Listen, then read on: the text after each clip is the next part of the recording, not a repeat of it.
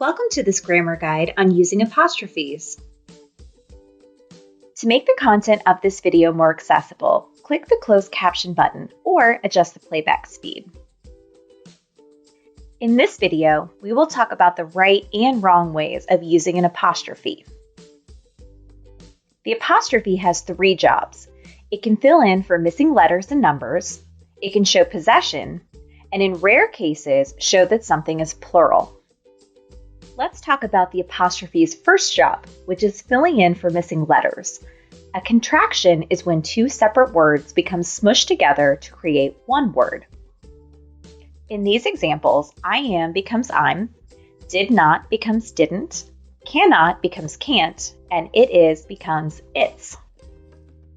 An apostrophe can take the place of a number, such as when writing years, and would go in the place of the missing numbers. In this sentence, the man is wearing a 20s-style zoot suit. The apostrophe comes before the 20 since it takes the place of 19. When using an apostrophe to show possession for a singular noun, place the apostrophe before the S. In this example, the tree's leaves are green. The apostrophe comes before the S because the sentence is showing that one tree has green leaves. When using an apostrophe to show possession for a plural noun, the apostrophe goes after the S. In this example, the tree's leaves are green, the apostrophe comes after the S to show that multiple trees have green leaves. What happens when you want to show possession for a singular noun that already ends in S? Cactus is a word that already ends in S. You can see in these two examples, the plural is created by writing apostrophe S or just the apostrophe.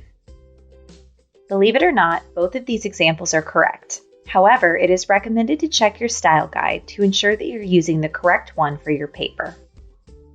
When is it ever okay to use an apostrophe to show that something is plural?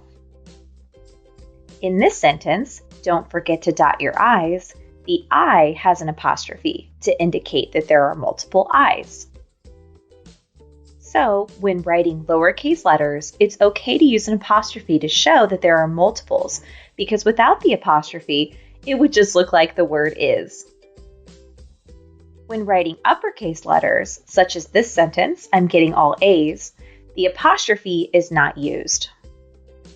Because the A is capital and the S is lowercase, it's much less likely to be read accidentally as the word as. Remember that apostrophes cannot make words plural. Let's take a look at this example. I work on Mondays. Which one would be the correct sentence? Sentence A or sentence B? The answer is sentence B, or the one without the apostrophe would be the correct way to indicate that you always work on Mondays. In this video, we talked about using apostrophes and contractions when writing numbers, using an apostrophe with singular and plural nouns, and we talked about the one instance when the apostrophe can be used to show that something is plural.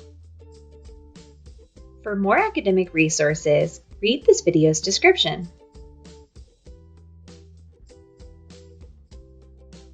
Thank you for watching. We hope to work with you soon.